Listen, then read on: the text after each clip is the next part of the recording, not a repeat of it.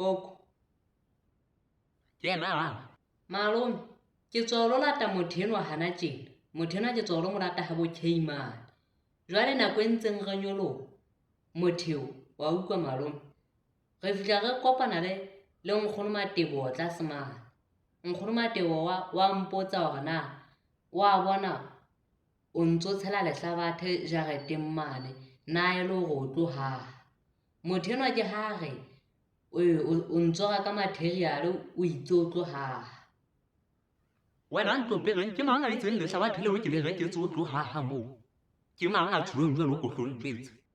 Hoba ha o tsebe na lehlabathe leo ke le reketseng o sontso o phasoloha he malome o tlo ha.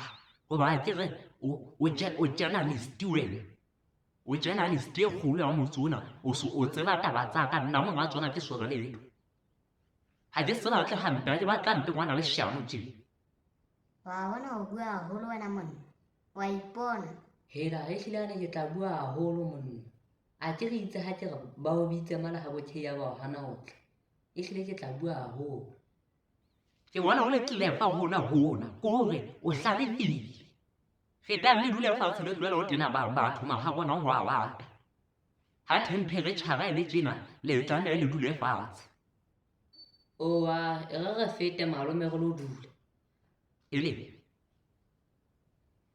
Feta.